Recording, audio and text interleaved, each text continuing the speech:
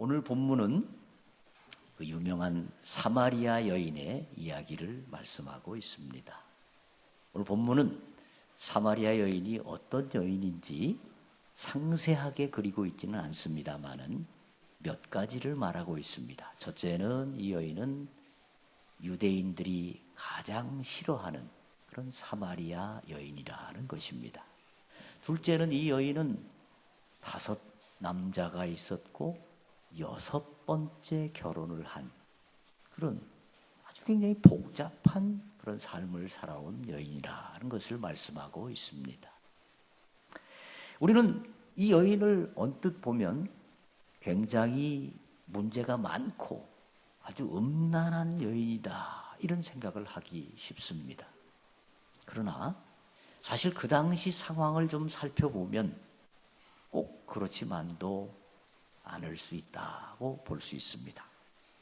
사실 우리 한국에서도 과거에 그랬습니다마는 지금부터 2000년 전에 이스라엘 땅 고대 근동에서는 남성들에 의한 여성에 대한 횡포가 상당히 심했습니다. 이 랍비들의 전승에 의하면 남편이 부인을 쫓아낼 수 있는 몇 가지 조건들이 나옵니다. 이 조건을 보면 굉장히 황당한 이야기가 많습니다. 예를 들면 부인이 음식 솜씨가 별로 없든지 또는 빵을 자꾸 태운다든지 또는 심지어 부인의 뒷모습을 보는데 뒷모습이 영 마음에 안 들 때 남편은 부인을 쫓아낼 수 있도록 돼 있습니다. 왜 앞모습이 아니고 뒷모습인지는 잘 모르겠습니다. 일단 그렇게 돼 있습니다. 이 당시에는 보통 여성들은 15세 전후로 결혼을 했습니다. 그러니까 이 사마리아 여인도 아마 15살 조금 전이든지 그때쯤 결혼을 했을 것입니다. 그러면 15살이면 아직 철이 없을 때입니다. 실수 많이 할 때입니다. 이 여인이 15살쯤 시집을 가가지고 음식을 하다가 빵을 몇 번 태웠습니다. 그러니까 남편이 너 나가라. 그래가지고 하루아침에 그냥 이혼을 당한 것입니다. 그리고 그 다음부터 또 다른 남자를 만났는데 그 남자들도 자기가 이혼한 사람이니까 오죽한 남자를 만났겠습니까? 뭐 그 다음 남자는 갑자기 왜 이렇게 음식 솜씨가 맛이 없냐? 그러고 또 쫓아내고 그 다음 남자는 또 뒷모습을 보니까 영 마음에 안 든다. 그러고 쫓아내고 그 여인은 그냥 이 삶을 살아오면서 너무 많은 상처를 받았습니다. 그러니까 이 여인이 이렇게 된 것은 이 여인의 잘못이 뭐 전혀 없었다고는 할 수는 없지만 그 당시 사회의 상당한 문제점의 희생양이었다 이렇게 볼 수도 있겠습니다.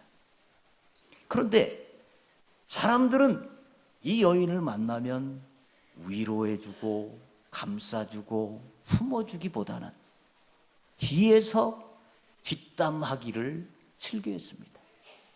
저 여자는 너무 색이 강해. 저 여자는 너무 음란해. 여자는 남자를 너무 밝혀. 너는 살림을 잘 못해. 이러면서 뒤에서 막 험담을 하는 겁니다. 그러니까 이 여인은 사람을 보는 게 굉장히 싫었습니다. 사람 만나면 또 자기 험담하고 뒤에서 사람들이 안 좋게 이야기하고 사람 만나는 게 너무너무 싫고 특히 남자에 대해서 아주 질렸을 것입니다. 6명하고 살아봤는데 그놈이 그놈이고 다 그냥 형편없는 놈들만 만났으니까 남자라면 아주 진절머리가 치는 그런 사람이었을 것입니다. 그런데 어느 날 우물가에 물을 길러 갔는데 어떤 남자가 물을 달라고 말합니다.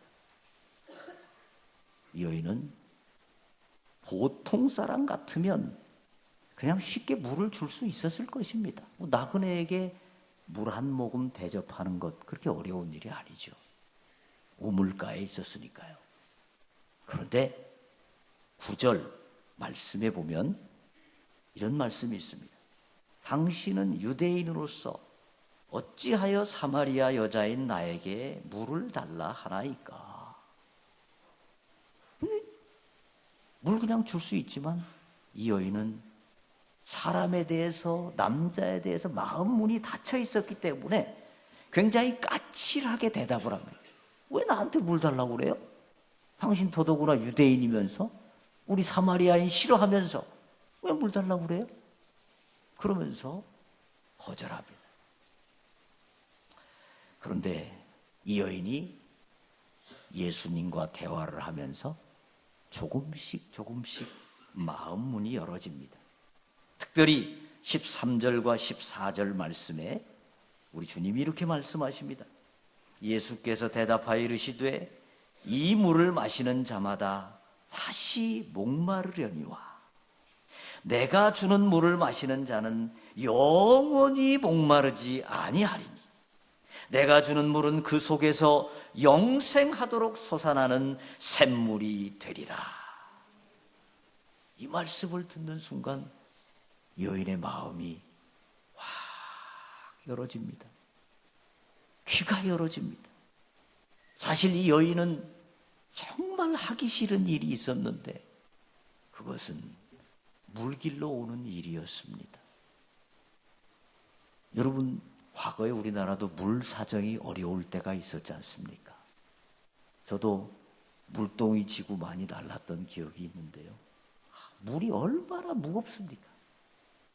그런데 유대는 또 뜨거운 사막이기 때문에 그 뜨거운 사막에서 그 무거운 물을 들고 가려면 많이 엎질러지고 얼마나 힘듭니까? 그건 그래도 참겠는데 물 기르러 가면 여자들이 자기를 흉보고 뭐 어쩌다 저쩌다 뭐 강하다 막 이런 소리 하는 게 듣기 싫어서 이 여인은 물 기르는 게 너무 큰 고통이었습니다. 그래서 오늘 성경에는 6시에 물을 길러 갔다 그랬는데 오늘로 이야기하면 이게 낮 12시입니다. 낮 12시 아주 뜨거운 때 사람들이 별로 없는 때 그때 얼른 가서 물을 길러 온 것입니다. 그런데 이 여인은 여기에 와서 이제 예수님을 만나고 예수님을 바라보는 시각이 점점 바뀌어지게 됩니다. 처음에는 그저 관심 없는 하나의 남자였습니다. 그냥 유대인, 있거나 말거나 투명인간 취급을 했습니다. 그런데 물을 달라는 말을 듣고 이 여인은 왠지 의심의 눈초리로 예수님을 보았을 것입니다. 요즘 젊은이들 말로 흔히 이 남자가 또 이거 작업 걸어오는 거 아니야? 이런 생각을 했을지 모르고 아주 남자에 질렸는데 또 이 남자가 나한테 왠지 수작을 걸어오는 것 같다. 이런 생각을 했을지 모릅니다. 그런데 내게 남편이 5이 있었고 지금 남편도 내 남편이 아니다. 이런 이야기를 듣는 순간 여인, 이분이 보통 분이 아니구나. 그러면서 이분을 향해서 19절에 여자가 이르되 주여 내가 보니 선지자로소이다. 모든 것을 아는 선지자. 근데 선지자로 끝나는 것이 아닙니다. 29절에 보면 내가 행한 모든 일을 내게 말한 사람을 와서 보라. 이는 그리스도가 아니냐 하니. 여인은 단순히 자기를 아는 사람이 아니라 자기의 상처를 싸매주시고 자기의 문제를 다 품어주시고 그리고 자기에게 영원히 목마르지 않는 생수를 주신 그분이 바로 메시아이신 것을 깨닫게 되고 그러면서 이제는 동네에 뛰어들어가서 그 예수님을 증거하는 전도자로 변화가 됩니다. 39절에 보면 여자의 말이 내가 행한 모든 것을 그가 내게 말하였다 증언하므로 그 동네 중에 많은 사마리아인이 예수를 믿는지라. 그는 예수님을 만나기 전에요, 정말 소망이 없었습니다. 기쁨도 없었습니다. 왜 자기가 살아야 되는지도 잘 몰랐습니다. 그저 보기 싫은 남편, 그저 하루하루 못 죽어서 살아가는 그런 삶이었습니다. 사람 만나는 게 싫었습니다. 사람들 보는 게 싫었습니다. 그래서 늘 사람들을 피하고 살았습니다. 그런데 예수님을 만나고 그는 완전한 변화가 일어났습니다.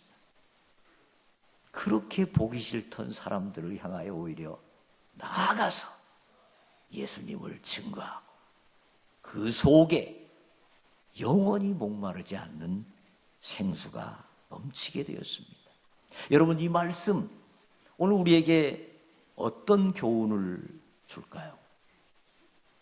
저는 이 말씀을 준비하면서 저 자신을 돌아보게 되고 참 감사가 제 속에서 넘치는 것을 체험했습니다. 참 나는 은혜로운 시대에 하나님 은혜를 많이 받았구나, 그런 생각을 했습니다.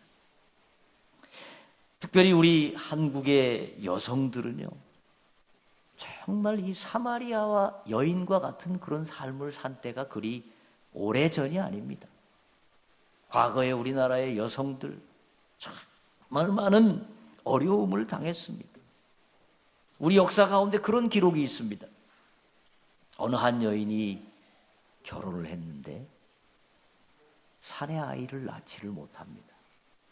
그래서 대가 끊어진다는 명분으로 시댁에서 쫓겨납니다. 그러니까 이 여인이 친정집으로 갑니다. 친정집에서는 내가 남편과 함께 오기 전에는 우리 집에 한 발자국도 들여놓지 못한다, 매섭게 쫓아버립니다. 그러니까 이 여인이 다시 또 시댁으로 갑니다. 시댁에서는 애도 못 낳는 내가 무슨 여기를 들어오려고 그러냐, 빨리 나가라. 다시 쫓겨납니다. 친정으로 갑니다. 친정에서는 네가 어떻게 되든지, 시댁의 귀신이 되든지 그건 네가 알아서 할 일이고 들어오면 안 된다. 결국 이 여인은 시댁으로 가서 시댁의 처마에 새끼줄을 걸고 거기서 그만 스스로 목숨을 끊어버립니다. 이런 일이 우리나라에 상당히 많이 일어났습니다. 이런 극단적인 경우 외에도요, 우리나라에서는 보통 여성들이 남성들과 같이 식사를 하지 못했습니다. 보통 상차려서 남편 먼저 먹이고 그 다음에 남은 게 있으면 가지고 나와가지고 부엌에서 쥐들하고 이렇게 앉아가지고 먹는 둥 마는 둥 이렇게 했습니다. 그게 그런 오랜 옛날 얘기가 아닙니다. 요즘은 어떻습니까? 삼식이 시리즈가 나왔습니다. 남편이 집에서 밥을 한 끼도 안 먹는 남자는 사랑하는 영식씨. 밥을 한 끼도 안 먹으니까. 근데 밥을 세 끼 다 먹는 남자는 삼식이죠, 삼식이. 근데 세 끼 먹고 거기다 간식까지 달라고 하는 남자는 뭘까요? 용서하고 들으십시오. 갓나이 새끼. 그렇게 부른답니다. 이 조크가 뭘 의미합니까? 우리 사회가 그만큼 여성들의 인권이 많이 향상됐다는 겁니다. 지금도요, 복음이 들어가지 않은 곳은 대부분 여성들의 인권이 굉장히 열악합니다. 사우디아라비아 같은 곳은 여성들이 바깥에 혼자 나가는 것을 허락하지 않고요, 운전하는 건 당연히 허락하지 않았습니다. 운전면허증 최근 몇 년 사이에 허락했습니다. 지금도 여성들에 대한 인권이 얼마나 열악한지 모릅니다. 그 더운 날에 그냥 다 뒤집어 씌워가지고 어떤 경우 막 눈만 내놓고 돌아다니게 만들고 얼마나 여성들을 차별하는지 모릅니다. 지금도 이슬람권에서는 부인을 향해서 딸락이란 말을 3번 하면 바로 이혼입니다. 무슨 이유도 없고 설명도 없고 딸락 3번만 하면 이혼입니다. 몇 해 전에 예멘에서 40살 먹은 남자가 8살 먹은 여자아이와 결혼을 했습니다. 첫날 밤을 지냈는데 그 다음날 아침에 눈을 떠보니까 신부가 죽어 있어요. 왜 그런가 보니까 내장이 다 터져가지고 그만 죽은 겁니다. 여러분, 우리 사회가 이만큼 인권이 발달하고 이만큼 복을 많이 받은 것 누구 덕일까요? 다 예수님 덕입니다. 세상 사람들은 그거 잘 모릅니다. 자기네가 잘해서 그렇게 된 줄 알지만 사실은 예수님 덕이고 복음이 들어왔기 때문에, 그리고 이 복음을 전하기 위해서 우리 신앙의 선배들이 그 많은 어려움 가운데서도 복음을 위하여 헌신한 덕으로 오늘 우리가 이렇게 잘 사는 것입니다. 저는 제 개인적인 삶을 돌아볼 때 참 저희 집이 굉장히 가난했습니다. 또 저희 아버님은 이 술을 참 좋아하셨습니다. 그 집이 꼴이 말이 아니었습니다. 저는 어렸을 때 키도 작죠, 공부도 못하죠, 집도 가난하죠. 뭐 소망이 별로 안 보였습니다. 날마다 그냥 그렇게 지쳐서 살아가고 있는데 제가 중학교 3학년 때 주님을 만났습니다. 그리고 그 뒤에 주님께서는 저에게 희망을 주시고 영원히 목마르지 않는 생수를 주셔서 저의 삶을 이렇게 인도해 주셨습니다. 그 가난하던 집에서 미국에까지 가서 공부를 하고 오도록 하나님이 또 은혜를 주셨습니다. 그리고 주의 종의 길을 걷도록 하나님이 불러주셨습니다. 얼마나 감사한지 모릅니다. 제가 만약에 예수님을 만나지 못했다면 저희 아버지의 DNA가 그대로 내려와가지고 저도 아마 이거 많이 했을 것 같아요. 어디로 가겠습니까? 제 인생이 어떻게 됐겠습니까? 주님께서 이렇게 저를 귀하게 사용하셨습니다. 여러분, 지금 복잡한 문제 많으시고 참 머리 아픈 일도 많으시죠. 신경질 날 때도 많으시죠. 여러분, 이 사마리아 여인을 생각하시면서 감사를 회복하시기를 주의 이름으로 축원합니다. 여러분, 정말 귀한 영원히 목마르지 않는 생수를 가지셨습니다. 이 감사를 회복하시고 여러분 가운데 기쁨이 넘치시기를 주의 이름으로 축원합니다. 사마리아 여인이 예수님을 향해서 그 물 좀 저한테 주세요. 저도 좀 물 더 이상 기르러 오지 않도록 그 물 좀 주세요. 그러니까 예수님이 뭐라고 말씀하십니까? 내 남편을 데려오라. 아니 그냥 주시면 되지 왜 내 남편을 데리고 오라고 말씀하시죠? 2000년 전 당시에 여성에게 있어서 남편은 자신의 전부입니다. 여성의 생사 여탈권을 쥐어진 사람이 남편입니다. 어떤 남편을 만나느냐에 따라서 지옥에 살기도 하고 천국에 살기도 합니다. 그러니까 남편은 그냥 남편이 아니라 자신의 행복의 열쇠입니다. 근데 우리 주님께서는 너의 행복의 열쇠를 가져와라. 나에게. 그 열쇠는 어떤 때는 행복을 주는 것 같지만 금방 목이 마르다. 그 내 남편 행복의 열쇠를 나에게 가져와서 내려놓고 내가 주는 생명수를 마셔라. 그렇게 말씀하시는 겁니다. 여러분, 우리는 보통 사람들은 그런 생각합니다. 내가 지금 왜 불행한가? 나는 돈이 없어서 불행하고, 승진이 안 돼서 불행하고, 젊은 사람들 같으면 취업이 안 돼서 불행하고, 그 다음에 남편을 X 같은 놈을 만나서 내가 불행하다. 물론 그럴 수 있습니다. 그러나 여러분, 진짜 불행은 그런 것 때문이 아닙니다. 돈이 많으면 행복할까요? 승진이 되면 행복할까요? 출세하면 행복이 보장이 됩니까? 우리나라는 1950년대 세계에서 제일 가난한 나라였습니다. 근데 지금은 세계 10대 경제 강국에 올라섰습니다. 1950년대에 비교해서 소득이 40배 정도 올랐습니다. 소득 40배 올랐으니까 행복도 40배가 올랐을까요? 안타깝게도 지금 우리나라는 하루에 43명이 스스로 목숨을 끊습니다. 매일 43명. 여러분, 우리 인간의 욕망은 바닷물을 마시는 것과 같습니다.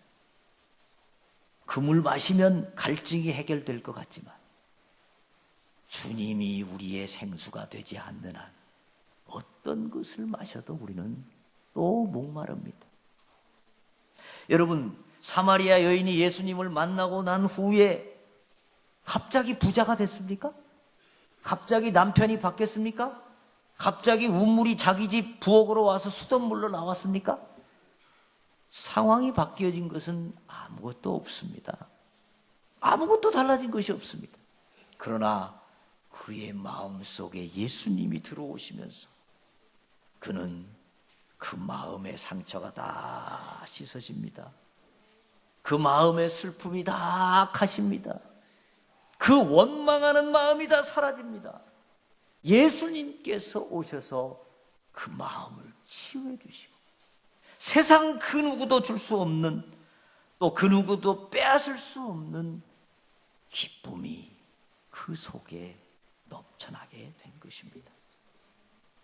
여러분, 주님 외에 다른 것, 돈이나 출세나 인기나 명예나 이런 것이 우리 남편이 되면요, 있을 때는 좋은 것 같은데 그게 사라지는 순간 우리는 금방 목이 마르게 됩니다. 또 있을 때도 주님이 우리 남편이 아니면 우리는 자꾸 딴 길로 가게 됩니다. 돈이 있으면 바람을 피게 되든지, 아니면 노름을 하든지, 아니면 동성애 같은 이상한 짓을 하든지. 사람이 그래요. 돈이 있어도 만족이 안 돼요. 주님이 우리의 남편이 아니면. 그래서 우리는 주님이 우리 남편이 되어야 됩니다. 오늘 아침에 주님께서 여러분 한 분 한 분에게 물어보십니다. 내 남편을 나에게 데려오라. 여러분의 남편 누굽니까? 여러분이 주님보다 더 의지하고 이게 내게 행복을 주는 거야 그러면서 찾고 있는 것, 의지하고 있는 것 무엇입니까? 그것을 이 아침에 주님 앞에 데려와서 그것을 내려놓으시기를 바랍니다.